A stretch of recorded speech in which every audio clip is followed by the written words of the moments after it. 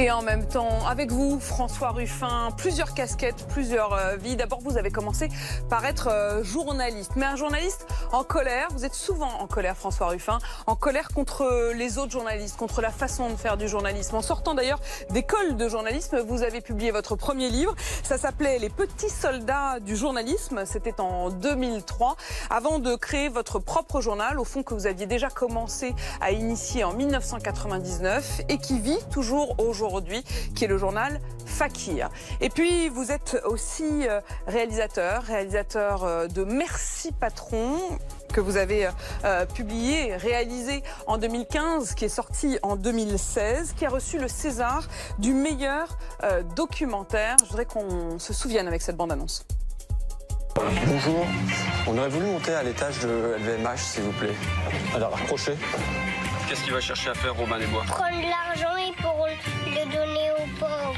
On va aller leur défoncer, leur rager. On va pas arrêter là. Allez faire les danseuses. Merde. Vous êtes de la part de Bernard Arnault? Oui, je travaille chez LVMH. Désespoir première. Si vous ne payez pas, je fais une descente à Paris. Vous comprenez bien qu'on ne peut pas céder à un chantage. Là, j'ai des repérés en perte. Non? Il faudra plus nous négliger, c'est nous qu'on sera les PDG.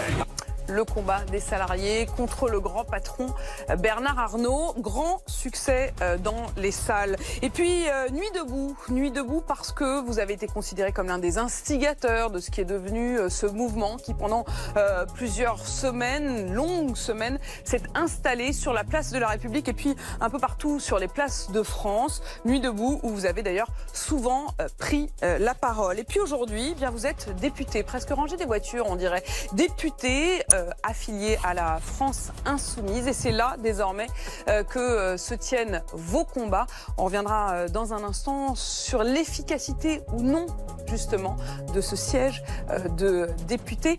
Mais on voudrait revenir tout de suite sur l'image qui nous attend cette semaine, celle de la mobilisation, la grève qui commence demain soir et qui promet d'être très suivie. Aujourd'hui, les annonces les annonces qu'on a eues lors de cette table ronde ne sont pas de nature à éviter la grève. La mobilisation sera forte. Nous, les remontées qu'on a aujourd'hui, c'est qu'il faudra s'attendre à moins de 10% du trafic dans beaucoup d'endroits. Il est évident qu'au regard de la mobilisation du 22 mars, au regard de l'inquiétude exprimée par nos mandants, oui, cette grève sera très très forte. Et ce sera, je pense même, une grève exceptionnellement forte au niveau de la SNCF. François Ruffin, grève extrêmement forte à partir de demain soir, sur un mode un peu nouveau, 2 jours de grève tous les 3 jours. Vous l'entendiez tout à l'heure dans le journal, la ministre des Transports qui disait « Mais personne ne peut comprendre que les Français se retrouvent paralysés par une grève longue. » Vous comprenez ? Oui, moi je pense qu'il y a en tout cas pas mal de Français qui comprennent déjà et qui vont comprendre de mieux en mieux. Je veux dire, personne ne peut comprendre la politique du gouvernement. D'abord, personne ne peut comprendre qu'on supprime des emplois aidés, qu'on prenne de la CSG aux retraités, qu'on fasse la loi travail pour les uns et qu'on supprime l'impôt sur la fortune pour les actionnaires, qu'on instaure la flat tax, qu'on vote la semaine dernière le secret des affaires. Donc plus que ce 2 poids 2 mesures, cette faveur permanente aux puissants contre les faibles, je pense que c'est la première chose qu'on ne comprend pas. Et là, en l'occurrence, qu'est-ce que la SNCF? Que sont les cheminots de la SNCF? Ils ont la possibilité d'être une digue pour les autres, d'être un coup d'arrêt, de dire stop. Parce qu'on sait très bien que dans le privé, avec la loi travail, les gens, ils ont des difficultés à se mobiliser, ils sont peu syndiqués, ils ont peur de ce qui peut leur arriver dans leur entreprise. Les contrats aidés, c'est très compliqué quand on est ultra précaire de se mobiliser. Les retraités, bon, ils l'ont fait, mais voilà, on peut espérer que les cheminots soient une digue pour le reste de la société. Au-delà de leur sort, c'est ça que vous voulez dire? Évidemment, au-delà de leur sort, si jamais il y a un coup d'arrêt qui est marqué sur la réforme de la SNCF, c'est un stop pour les réformes qui vont encore suivre derrière. C'est bien ça qui se joue. Il ne se joue là pas que le sort de la SNCF, il se joue le sort du reste. Vous demandez à cette digue-là de tenir? Je lui demande de tenir, mais il ne s'agit pas qu'elle tienne tout seule. Il va falloir trouver les chemins pour que toutes les petites colères, là aujourd'hui, les petits ruisseaux de colère qu'il y a dans les EHPAD, qu'il y a chez les étudiants, qu'il peut y avoir chez Carrefour, eh bien, ils se rassemblent en un grand fleuve qui soit aussi un fleuve d'espérance. Parce que la colère fait les émeutes, seule l'espérance fait les révolutions. Donc il faut qu'on arrive à transformer ça en quelque chose de positif. Et je pense à autre chose. autre chose. C'est-à-dire que... C'est quoi autre chose? Autre chose. C'est pas une grève, c'est pas une manif, c'est quoi? À côté de ces îlots, on a des îlots là de mobilisation, mais c'est un archipel insuffisant. Je pense qu'à côté de ça, on a comme un océan. On a un océan, et c'est ce qu'il y a de plus explosif, on a un océan de gens qui ont envie d'autre chose. On ne sait pas quoi. On n'imagine pas quoi, on ne sait pas exactement quoi, mais on veut autre chose. C'est-à-dire autre chose que il y a comme un couvercle aujourd'hui de posé sur la société, comme un ciel bas et lourd qui pèse sur nous, le ciel bas et lourd de la finance, de l'économisme, du fonctionnement. Il faut être fonctionnaliste, il faut voilà. Mais François Ruffin, au milieu de tout ça. François Ruffin, vous nous parlez de ce ciel bas et lourd, de ces envies d'autre chose. C'est quoi? Parlons un peu concret. C'est quoi cette envie d'autre chose? Vous la percevez comment? Et je vais vous le dire pour ce qui concerne la SNCF, par exemple. Vous regardez le projet de loi de la SNCF. On a le bonheur qu'on peut. Attention, là vous me répondez SNCF, mais vous m'avez parlé de tous les autres, on est bien d'accord. De ceux qui devraient s'agréger à ce combat-là. Je vais vous parler SNCF et je vais vous parler d'autre chose. Vous lisez le projet de loi. On a les bonheurs qu'on peut le week-end. Donc vous lisez le projet de loi. Dans ce projet de loi, c'est votre job à la fin. Vous avez 86 fois le mot concurrence. Vous avez 0 fois le mot réchauffement. Vous avez 0 fois le mot climat. Vous avez 0 fois le mot gaz à effet de serre. Vous avez 0 fois le mot biodiversité. Et là, on est sur le terrain des transports. On est sur le terrain des transports où on sait que c'est là-dessus qu'il y a la plus forte augmentation des gaz à effet de serre. On prévoit une augmentation massive du transport dans les prochaines années et ça n'est pas du tout intégré à ce projet-là. Eh bien, je pense que, par exemple, cette autre chose, c'est placer l'inquiétude environnementale au cœur de la politique. Donc, il se trompe de combat. François Ruffin, juste une chose, je reprends votre mot, la digue. Vous demandez aux cheminots d'être une digue. Ça veut dire qu'en gros, vous leur dites, vous dites aux Français, ils sont en train de faire grève par procuration pour tous ceux qui sont mécontents de la politique du gouvernement. Or, c'est exactement ce qui s'est passé en 1995, parce qu'à l'époque, il y avait un projet de loi qui concernait bien au-delà des cheminots, des millions de Français à cause du système des retraites. Là, la réforme de la SNCF, elle concerne d'abord les salariés de la SNCF. En quoi les cheminots feraient grève par procuration pour tous les autres? D'abord, je ne leur demande pas de faire grève par procuration. Ah, c'est ça un peu que vous avez expliqué. Je vous dis, j'espère. En gros, vous dites aux Français, ils font grève parce que vous ne pouvez pas le faire. J'explique aux Français, j'explique aux téléspectateurs là, que le sens de la grève à la SNCF dépasse la SNCF. Il y a un enjeu qui est autre. Il y a un enjeu qui est plus général, qui est en effet ensuite, est-ce que c'est un point d'arrêt? Est-ce que Macron, on le bat une fois et à ce moment-là, ça va être plus facile pour la suite. Il y aura une moindre arrogance en face, une moindre certitude qu'on peut avancer tranquillement en faisant plaisir à ses amis. Pardon, j'insiste, vous disiez déjà la même chose, vous utilisiez quasiment les mêmes mots au mois de septembre lorsqu'il s'est agi des ordonnances sur la loi travail. Déjà, vous disiez, attention, derrière les lois travail, ça concerne tout le monde, il faut agréger les contestations. Et ça n'a pas tenu. D'abord, je vais vous dire quelle était ma position à l'époque, parce que vous me mettez dans la bouche des mots qui n'ont pas été les miens. J'étais sceptique sur la possibilité de mobilisation à l'époque. Pourquoi? Parce que c'était trop tôt après la présidentielle. Il y avait une légitimité du président qui était élu. Donc, mais sur le fond, vous y étiez opposé. Mais bien sûr que sur le fond, j'y étais opposé. Mais elle s'est affaiblie, cette légitimité. Elle s'est affaiblie, cette légitimité. Oui, elle s'affaiblit tous les jours, mais comme la falaise qui s'érode, quoi. Mais il n'empêche qu'il a le pouvoir pendant 5 ans. Ça n'empêche, malgré une légitimité affaiblie. Mais voilà, donc je ne dis pas, moi en plus je ne dis pas ça va marcher. Je dis je souhaite que ça marche. Et je dis moi personnellement, avec mes amis, je ferai tout ce que je peux pour que la SNCF ne soit pas isolée et pour qu'on trouve autre chose à côté. François Ruffin, vous avez décrit votre lecture du projet de loi sur le pacte ferroviaire présenté par le gouvernement. Ce projet de loi, c'est aussi un constat qui a été fait par le Premier ministre d'un service public qui fonctionne de moins en moins bien, alors qu'il coûte de plus en plus cher. Est-ce que vous considérez qu'il fonctionne bien ou pas bien, ce service public? Vous savez, j'ai interrogé les ingénieurs de la SNCF, j'ai fait une enquête, regardé les statistiques de fret, la dette et tout ça. Mais finalement, ce que j'ai trouvé le plus parlant, c'est un contrôleur que j'ai croisé dans le train et qui m'a dit « Tu connais cette blague de Coluche ? Si on donnait le désert à des technocrates, eh bien, pas longtemps après, il faudrait importer du sable. » Eh ben, c'est ce qu'ils ont fait. Ils ont bousillé notre entreprise. Vous regardez, Elisabeth Borne, elle était à l'origine, par exemple, qui dit maintenant, je comprends pas. Oui, la ministre des Transports qui a travaillé 10 ans à la SNCF. Elle a été directrice de la stratégie de la SNCF pendant 10 ans. Et même auparavant, elle était dans les cabinets ministériels où elle a fait le choix de la directive de 97, où elle l'a imposée.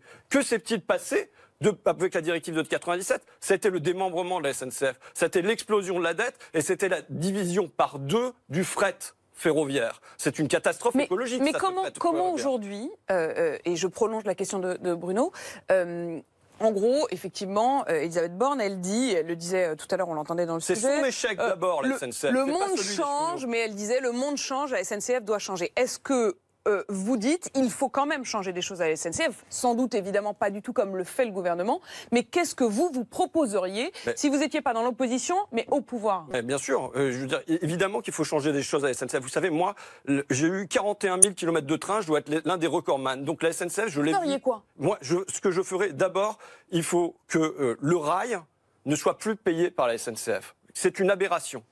Oui, c'est une aberration. Aujourd'hui, ce ne sont pas les camions qui payent les routes et les autoroutes. C'est pas vrai. Ce ne sont pas eux qui payent. Pourquoi il y a une explosion de la dette ? Qui devrait payer le rail ? Eh ben, c'est à l'État de payer. Ce sont des infrastructures. On souhaite mettre en place de nouvelles infrastructures. Ce n'est pas au train qui circule dessus de payer. Donc on sépare rail et train. Dans mon coin, on va faire le canal Seine-Nord. Peut-être. Mais si jamais un jour ça se fait, c'est pas les péniches qui vont payer pour le faire, ce canal. Et là, on est dans cette aberration où, en matière de rail, on fait payer le transport, le rail par ce qui circule dessus.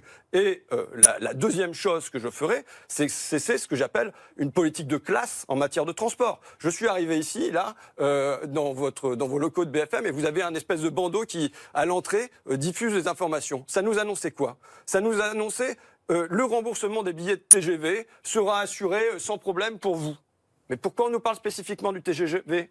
C'est une vraie politique de classe aujourd'hui, ce qui se passe. Ce que vous voulez dire, c'est que le TGV, c'est devenu la première classe, et que le reste des trains, c'est devenu la deuxième, voire même troisième classe. On a une politique de prestige sur le TGV, avec des lignes qui fonctionnent, qui sont rentables et ainsi de suite, et d'autres qui auraient été construites pour des raisons de prestige, parce que les élus voulaient leur gare TGV et ainsi de suite, qui, d'abord, créent un coût, et ensuite qui font que on a une première classe qui est assurée là-dessus, et ensuite les intercités, on les a laissés tomber. Il y a des tas d'endroits où on a remplacé les trains par des cars, et le confort d'un car, c'est quand même pas celui d'un train où vous pouvez travailler confortablement et tout ça. Donc les deux choses que je ferai pour commencer, c'est faire financer les infrastructures non plus par les la SNCF, premières classes, c'est-à-dire par les TGV au fond.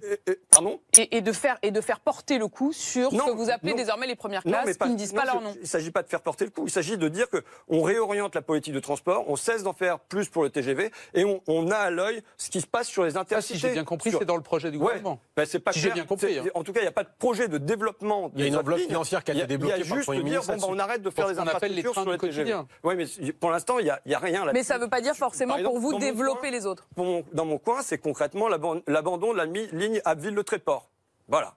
Concrètement, je peux vous raconter des histoires de mères de famille qui, devant aller entre Abbeville et Hesdin, le week-end pour récupérer leurs gamins, ne parviennent plus à faire ça parce que les trains sont remplacés par des cars qui sont beaucoup plus longs, donc elles ne peuvent plus faire l'aller-retour dans la journée. C'est concrètement ça.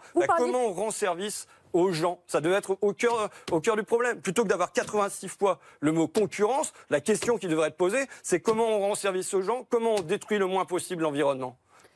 Vous parliez tout à l'heure de toutes ces petites colères qui devraient faire une grande rivière. Et vous évoquiez de vous-même la question de Carrefour. Carrefour, qui était face à une grande grève des salariés des hypermarchés Carrefour hier, qui protestent contre les montants de la participation, qui à leurs yeux sont trop petits, et puis sur l'inquiétude face aux suppressions de postes. Là encore, on est confronté à une question qui est celle du changement. Tout à l'heure, je parlais d'Elisabeth Borne qui dit que toute la réforme est justifiée par un changement de monde. Aujourd'hui, les patrons de Super U, de Carrefour disent qu'il y a un changement dans le mode de consommation. Et ils prédisent même la fin des grandes surfaces. Est-ce qu'il y a un moment où il ne faut pas accompagner ces transformations plutôt que les refuser ? Écoutez, la première chose à faire, c'est quand même voir le niveau d'injustice dans lequel on se trouve. Carrefour, vous avez cité le patron de Carrefour, auparavant dans le film Merci Patron, puisque c'est Bernard Arnault qui est l'actionnaire principal de Carrefour. Bernard Arnault qui est devenu, après Ford, l'homme le plus riche du monde, enfin le quatrième homme le plus riche du monde, qui a vu sa fortune augmenter de 30% en un an, de 30 milliards en un an, quand d'un autre côté on a des caissières au SMIC. Je m'amusais au temps où j'allais voir les ouvrières de CCE à dérouler une frise pour voir si on rapportait le salaire de leur PDG à leur salaire à eux, jusqu'où on montrait. Combien de temps il faudrait combien de temps il faudrait. Donc j'ai fait le calcul là rapidement pour Bernard Arnault. Il faudrait 1,5 million d'années, c'est-à-dire c'est l'apparition de l'Homo erectus. Vous voyez, il faut imaginer donc les caissières travaillant pour obtenir la fortune de Bernard Arnault.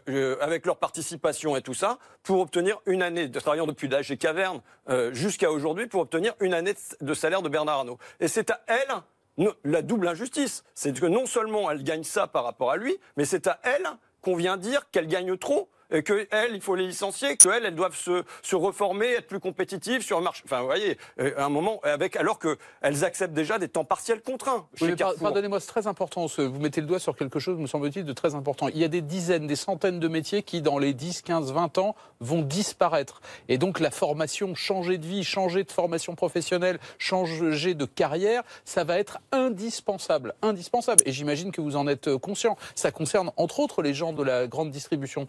Comment on fait si on refuse tout, non pas le licenciement, ça c'est une chose, mais le licenciement accompagné avec autre chose, une formation, un changement de vie professionnelle. Transformation. Oui, mais il faut savoir à qui on fait payer ces transformations-là. Ça, c'est la première chose. Et la deuxième chose, moi, on me parle des emplois de service. La preuve du contraire, c'est l'État, en l'occurrence, qui paierait la formation. Ça me va pas. Je veux dire, en l'occurrence, quand on voit chez Carrefour, avec les données que j'ai dites, c'est pas à nous de payer pour ça. Alors qu'elles ont, je le dis, vécu pendant des années. Parce que vous dites l'État c'est nous, donc ça devrait être pour le coup les patrons qui payent. D'abord, et ensuite, il faut garantir une véritable sécurité, une assurance, un filet, qu'on n'ait pas l'inquiétude de se retrouver sans rien à l'avenir. Je vais jusqu'au bout. Dans la loi travail, dans les ordonnances auxquelles vous étiez opposé, il y a un compte personnel de formation désormais, non plus en heures, mais en argent. Et en plus, qui est accompagné d'une portabilité. Vous changez d'entreprise, ce compte vous suit dans la suite de votre carrière. Ça, pour le coup, c'est un progrès. Je pense que, par exemple, là, pour moi, l'une des réponses pour les salariés Carrefour, ça va être les emplois de service. Pour moi, il y a un enjeu majeur aujourd'hui qui est la structuration des emplois de service. C'est-à-dire de tout ce qui est aide à domicile, auxiliaire de vie sociale, assistante maternelle, et qui aujourd'hui est une véritable jungle salariale. D'accord, oui. Si jamais on dit qu'il doit y avoir un basculement vers des emplois de service, eh bien, il faut structurer ces métiers. Il faut cesser d'en faire une jungle avec, moi je le vois dans la Somme, des gens dont le statut est bouleversé, dont on ne paye plus les frais de déplacement. Voilà, c'est une véritable dégradation parce qu'on sent la possibilité de mettre en concurrence des salariés précaires. Donc c'est l'un des chantiers, pour vous, c'est l'un des chantiers qui devrait être prioritaire. Moi, si j'étais au gouvernement, à la fois en termes de création d'emplois et en termes de sécurité de cet emploi. Oui, tout à fait. J'en ferai un chantier prioritaire, c'est-à-dire que la question, c'est la même question que je posais sur les femmes de ménage à l'Assemblée. Quand vous avez parlé de ces invisibles. Voilà. C'est comment on fait pour assurer un statut à ces salariés. Et non pas comment on fait pour dégrader le statut de ceux qui en ont un, mais comment on fait pour faire gagner un statut aux auxiliaires de vie sociale, aux assistantes maternelles, aux femmes de ménage et ainsi de suite. Et je pense que là, si jamais il y avait une vraie structuration de ça, on pourrait parler vraiment de silver economy et on pourrait avoir des glissements, par exemple, vers des métiers qui, en plus, sont des métiers intéressants, sont des métiers de travail subtil, qui sont des métiers de tendresse, qui sont des métiers de soins, qui apportent des choses aux gens. Vous voyez, par exemple, là, il y a les EHPAD. Mardi soir, j'interviens à l'Assemblée nationale sur cette question, puisqu'il y a un rapport d'information d'une mission d'information qui a été rendue par ma collègue Caroline Fiat et par Monique Iborra, qui a été rendue au gouvernement. Et page 8, on lit très clairement, où est-ce que c'est on lit très clairement, c'est marqué noir sur blanc, le sous-effectif engendre de la maltraitance. C'est écrit noir sur blanc. Dans les maisons de retraite... Donc vous dites là, il y a du boulot. Ben oui, là, il y a du boulot. Maintenant, la proposition d'ailleurs qui est faite par ce rapport, c'est d'augmenter le taux d'encadrement, d'augmenter le ratio, de passer de 60 soignants pour 100 personnes. Ça ne veut pas dire qu'il y a 60 soignants en permanence, compte tenu du fait qu'on travaille 35 heures, qu'il faut être là 24 heures sur 24 pour les personnes âgées. Alors que la moyenne en Europe, c'est un soignant par personne. Hein. Dans certains pays. Oui. Mais disons que là, la proposition, c'est d'aller vers 0,6. Donc vous voyez, c'est en dessous. Que répond la ministre ? La ministre Agnès Buzyn répond... La France n'a pas les moyens budgétaires de garantir ce taux. On est dans la 5e ou 6e économie mondiale. Et on vient nous dire que la France n'a pas les moyens d'assurer le taux qui va faire qu'il y aura moins de maltraitance dans les maisons de retraite. Eh bien, si jamais on n'est pas capable de l'assurer pour les EHPAD, comment on va l'assurer pour les auxiliaires de vie sociale? Mais de la même manière, dans les écoles, pour les personnes qui s'occupent des handicapés, comment ça se fait que ces autres AVS, dans les écoles, eh bien, ce soit sur des statuts extrêmement précaires? Voilà, des champs pour vous d'emploi. Et alors même que vous disiez à l'instant que vous espériez que les différentes mobilisations s'agrègent, eh bien, on apprend à l'instant qu'Air France annonce 2 nouvelles grandes journées de grève le 10 et 11 avril prochain. Donc il semble effectivement que l'archipel dont vous parlez s'élargit. François Ruffin, on se retrouve dans un instant. On verra que vous dénoncez beaucoup, mais il y a une question qui me taraude, c'est est-ce que vous agissez beaucoup? On y revient tout de suite.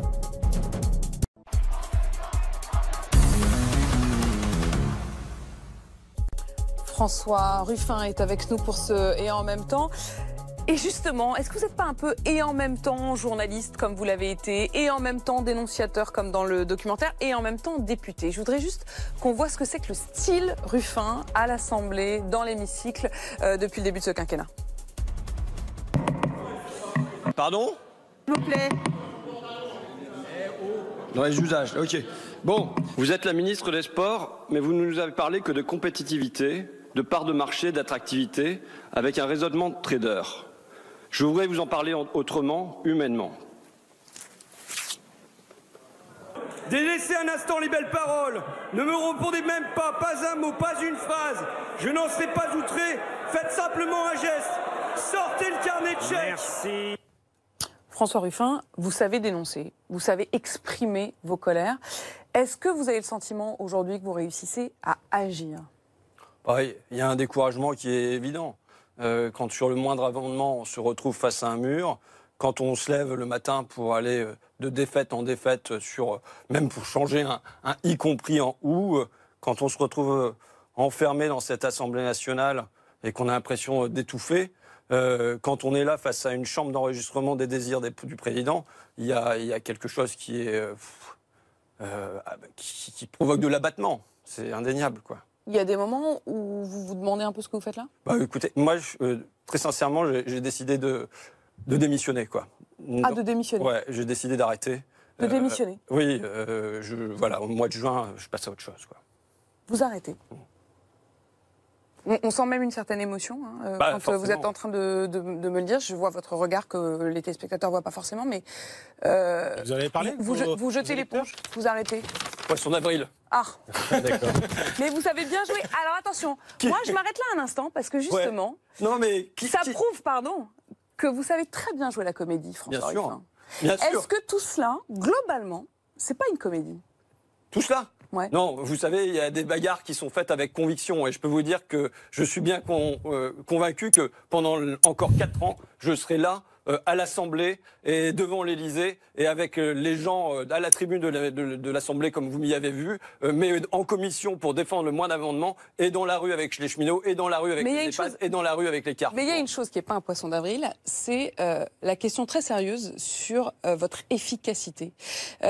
Vous dénoncez beaucoup de colère, vous l'avez souvent exprimé, mais vous avez longtemps été observateur, vous avez pointé du doigt tout ce qui ne va pas. Est-ce qu'aujourd'hui, vous avez le sentiment d'être passé du côté des acteurs? Mais j'ai toujours le sentiment d'être acteur aussi. Vous savez, déjà quand j'étais journaliste, je faisais du journalisme que je considérais comme étant du journalisme d'information. C'est-à-dire que j'étais dans un petit journal, Fakir, vous l'avez cité, où on ne peut pas avoir le sentiment que quand on dénonce quelque chose, derrière les choses se transforment. Il faut mettre les mains dans le cambouis soi-même. Il faut aller chercher les gens. Il faut faire tout pour qu'un accident du travail, il y ait un procès suite à ça. Voilà, ça a déjà été de l'action quotidienne. Nuit debout, c'était aussi une forme d'action, de dire on ne peut pas se laisser aller là à la résignation. Donc de toute façon, moi je vois plutôt une continuité entre mon rôle pendant 19 ans et ce que je fais aujourd'hui. Je voudrais qu'on écoute justement un pour qui c'était pas un poisson d'avril, qui a démissionné cette semaine. C'est Stéphane Gatignon qui était maire de Sevran. Écoutez. moi, je me suis exprimé assez longuement, j'étais certainement un peu caricatural, et c'est là que le fameux chien de Mézard a aboyé quand j'intervenais. Donc ça donnait une situation incroyable. Le vrai problème, c'est l'absence du politique. Le ministre n'a rien dit dans cette réunion. Il a laissé faire la technostructure, pour moi la bureaucratie, quand je dis dans le monde un peu violemment, mais pour imager, c'est la stagnation brejnevienne, tout ça. Dire qu'il ne se passe plus rien, c'est l'immobilisme. Stéphane Guettignon, qui était mon invité à midi, qui a été 17 ans maire de Sevran et qui aujourd'hui jette l'éponge en disant j'en peux plus, ça marche pas, constat d'échec. Est-ce qu'il n'est pas un peu plus sincère que vous ? Moi, je veux vous dire, tout dépend le point de comparaison qu'on a. Moi, j'ai jamais cru que à l'Assemblée, putain, à l'Élysée, vous y voyez déjà un petit peu quand même, François Ruffin. En 2022, non ? Non, mais c'est pas ça. Mais c'est plutôt que, comme vous parlez de lieu d'action, en fait, c'est comme si aujourd'hui on était dans une monarchie. Parlementaire, soi-disant, mais le Parlement, il est tellement une chambre d'enregistrement qu'au fond, on est dans une monarchie absolue. Bon, mais donc le lieu d'action, c'est l'Élysée. Je sais très bien ce qu'est le Parlement, et je le savais quand je candidatais, et je l'ai dit à mes électeurs, je vais rien vraiment pouvoir changer pour vous. Si je peux faire super assistance sociale de secteur, je peux résoudre des problèmes. Par exemple, je sais qu'il y a des gens qui avaient un problème avec leur facture SFR. Il y a une copine qui est une bonne sœur rouge qui a dit attention, on va prévenir François Ruffin, et hop, les problèmes avec SFR ont été résolus. Donc épouvantail multinational, bon, pourquoi pas. Mais au-delà de ça, je savais déjà pendant ma campagne que c'était pas par l'action que ça changerait, c'est le verbe. Ce que j'ai, c'est le verbe. C'est que j'ai une tribune. Qu'est-ce que je peux faire ? Je peux me tenir droit pour les gens. Je peux ne pas courber les chines pour les gens. Ça veut dire que c'est la même chose au fond. Faire un film, créer un journal ou être député. C'est une fonction de tribune. J'ai conquis une tribune pendant 5 ans. Et vous savez, c'est pas rien. Moi, quand j'étais ado, ou même un peu plus tard, j'avais le sentiment qu'il n'y avait personne pour me représenter. Qu'il n'y avait personne qui portait ma parole dans l'espace public. Et je me sentais asphyxié. Et les quelques fois où je me souviens de Serge Halimi passant à la télé, ou de Xavier Mathieu, par exemple, quand il s'est mis à dire avec Pujadas, mais la violence, elle est de quel côté ? Ça me faisait du bien, parce qu'il y avait quelqu'un qui portait ma parole. Et j'ai le sentiment que c'est mon rôle aujourd'hui. Et les gens me le disent d'ailleurs, vous nous apportez de l'air, c'est une bouffée d'air, ça nous fait du bien. Voilà, c'est ce sentiment d'asphyxie. Et paf, on vient, on parle pour eux, on soulève le couvercle. En soi, pour aujourd'hui, ça ne change rien. Mais ça prépare, moi j'espère, être une contagion d'une forme de liberté. Je m'exprime librement à la tribune de l'Assemblée nationale. Et quand ils ne sont pas contents, c'est pareil. S'ils ne sont pas contents que je montre un maillot de foot et que tout ce qu'ils trouvent à faire, c'est de me fouiller une amende de 1 400 €. Ce qu'ils ont fait, vous avez effectivement été pénalisé sur votre... C'est comme ça, c'est pas grave. Bon, et j'espère être une contagion de cette liberté, quoi. François, vous avez toujours été votre propre patron, sans mauvais jeu de mots avec votre documentaire. Mais vous êtes le patron de Fakir, vous avez toujours agi de façon indépendante, sauf que, à la différence de tout ce qui vous est arrivé avant, maintenant vous êtes dans un groupe parlementaire, vous avez une discipline partisane, vous êtes obligé de suivre ce que dit Jean-Luc Mélenchon, de suivre ce qui se dit dans le cadre du collectif à l'intérieur de la France Insoumise. Est-ce que ça, très franchement, ça vous pèse pas un peu ? Est-ce que ça vous empêche pas d'être le François Ruffin qu'on connaissait avant ? Non, mais alors, je sais pas, est-ce que... Vous n'allez pas me dire que vous êtes d'accord avec toutes les prises de position de la France Insoumise depuis quelques mois ? On peut jouer au jeu des 7 différences avec Jean-Luc Mélenchon, et sa culture n'est évidemment pas la mienne. 30 ans de Parti Socialiste et ainsi de suite. Bon, moi, j'ai jamais été membre d'un parti, donc évidemment, c'est pas pareil. Et là, c'est le cas. Non, je suis toujours pas membre d'un... Qu'importe. Vous êtes membre d'un groupe. D'accord. Mais simplement, moi, ce que je vois dans Jean-Luc Mélenchon, c'est que c'est l'homme qui a remis notre gauche debout.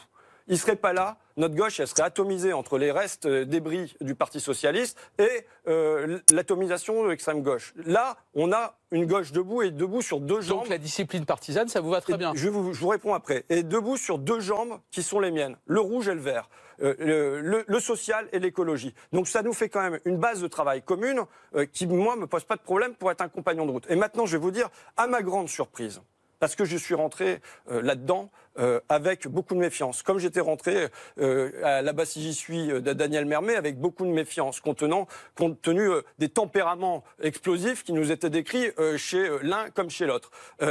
Je n'ai que d'heureuses surprises dans la gestion du groupe. Ce qui veut dire que la marge de liberté dont je dispose, elle est énorme. Et franchement, c'est pas du tout là qu'est ma frustration. Et je pense, elle est où votre frustration? Ma frustration, elle est quand même, je veux dire que quand vous défendez des amendements en série, parce que dire qu'on ne propose pas, je crois que le groupe en est à 2495 amendements proposés. Moi, j'ai fait 3 propositions de loi. Je me suis bagarré sur le burn-out, sur le financement de la psychiatrie. La semaine dernière, pour les journalistes, j'ai porté, je ne sais pas trop, des dizaines d'amendements sur le secret. Des fake news et du secret des sources. Sur le secret des affaires, pour pouvoir, par exemple, que les journalistes, il y ait une obligation des PDG de répondre aux journalistes quand on les voit fuir régulièrement leurs responsabilités, pour que les journalistes puissent accéder aux entreprises, pour que les rapports d'inspection du travail ou de l'ADREAL soient rendus publics, enfin, un certain nombre d'amendements comme ça. Quand vous bagarrez comme ça en série, et puis que c'est non, quand...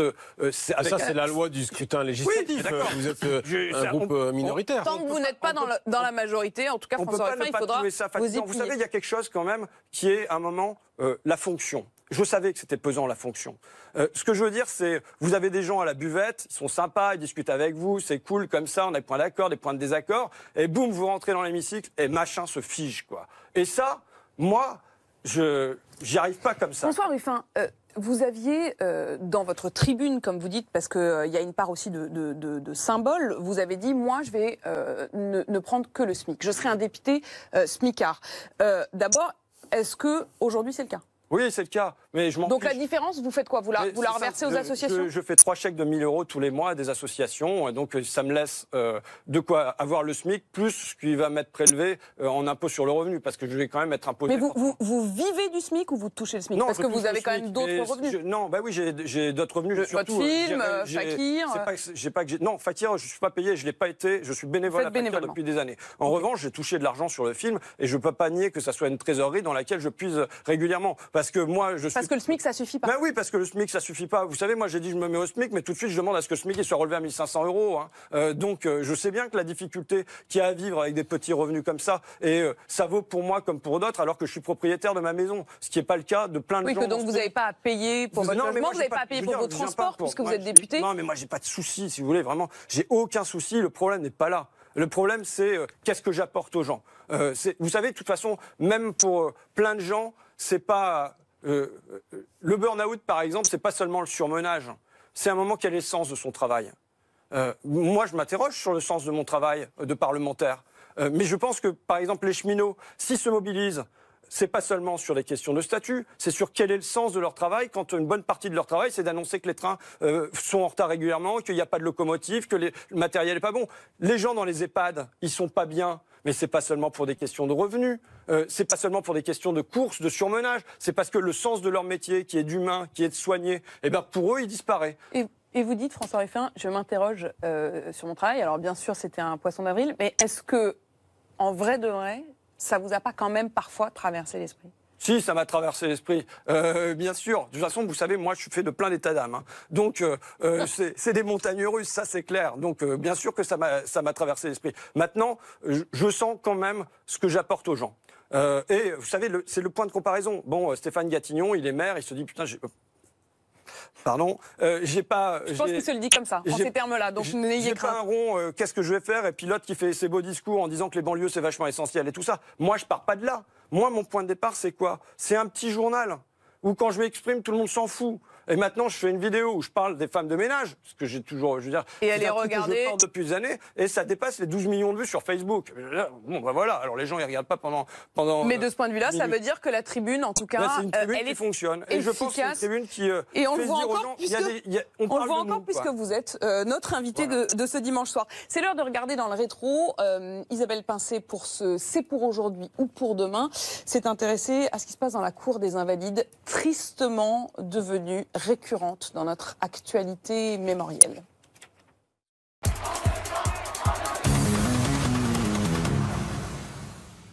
Dans la cour des Invalides, la police parisienne célèbre le souvenir de ces 212 morts tombés héroïquement pendant l'insurrection.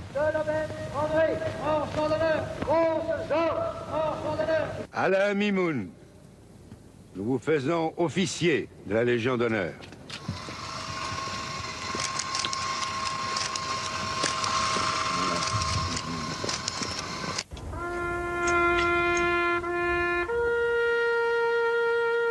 Adjudant Bagnis, nous vous conférons la médaille militaire.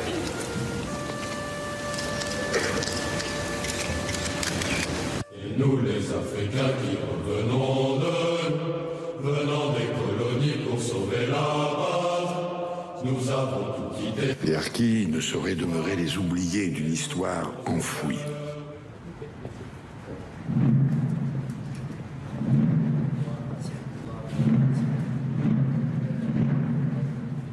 Nul désormais ne racontera plus à ses petits-enfants ou à ses arrière-petits-enfants la vie terrible des tranchées. Nul n'entendra plus le vieux poilu dire à ses petits-enfants ou à ses arrière-petits-enfants « Ne faites plus jamais la guerre ». Nick Alexander, 35 ans. Jean-Jacques Amiot, 68 ans. Armel Antisévic Pumir, 46 ans. 130 vies arrachées, 130 destins fauchés, 130 rires que l'on n'entendra plus, 130 voix qui à jamais se sont tues.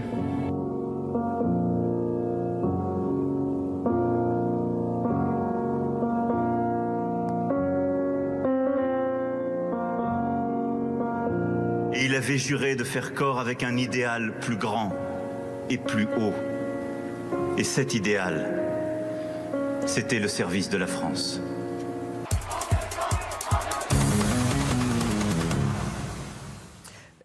L'hommage à Arnaud Beltrame, vous y étiez? Non, j'y étais pas. Parce que vous ne vouliez pas ou parce que vous ne pouviez pas? C'est juste, il y a des moments, je vous disais que j'avais fait le poisson avec mes enfants, et il y a des moments que je réserve à ma famille. Voilà, c'est tout. Mais disons que si vous aviez pu y aller, bien sûr, il n'y avait pas de sujet pour vous. Puisqu'on est au moment de Pâques, je pense que c'est ce genre de gestes, ce sont des gestes qui nous interrogent tous. Avec cette évidence de l'héroïsme. Mais moi, ce que je lis là-dedans, c'est qu'il y a des hommes, évidemment lui, mais je pense qu'il y a une part d'Arnaud Beltrame en plein d'hommes, c'est-à-dire de dépasser ses intérêts personnels pour se mettre au service d'une transcendance. Alors là, ça peut être la patrie, ça peut être l'honneur, ça peut être tout ça, mais il y a plein de gens qui aujourd'hui ont une part de ça en eux. Et c'est ce qu'il faut cultiver, quoi. C'est l'heure des gagnants et des perdants. En un mot, Laurent, votre gagnant, Laurent. Mon gagnant, Cédric Villani. On en parlait il y a quelques instants avec François Ruffin.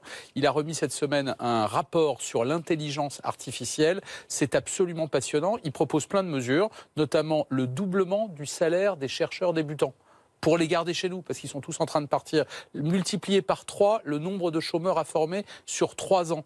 Et toutes les questions que ça pose. C'est un nouveau chantier. Et oui, sur le plan social notamment, qu'est-ce que l'on fait? L'intelligence artificielle, l'automatisation. Ça crée des emplois, mais ça en supprime beaucoup. Évidemment. Donc c'est un vrai sujet pour François Ruffin. Chantier pour vous, François Ruffin. Bruno, votre gagnant? Moi, mon gagnant, c'est Jean-Luc Mélenchon pour son éloge funèbre du colonel, Beltrame. Une fois n'est pas coutume, je salue Jean-Luc Mélenchon. En 2 minutes 30, il a vraiment réussi à trouver les mots justes, à rappeler pour certains qui ne le connaissent pas depuis longtemps qu'il était un vrai républicain. Et il a même trouvé, quand on regarde le Premier ministre, à l'instant qu'il prononce les mots, créer une forme d'admiration chez Édouard Philippe. Et même, il a été ovationné presque par tous les bancs de l'Assemblée. On regrettera simplement que les députés, les Républicains et ceux du Front National n'aient pas applaudi Jean-Luc Mélenchon. Pas d'union nationale. J'ai pas choisi ce gagnant parce que Bruno jeudi. Mais sinon, visiblement, vous l'auriez pris.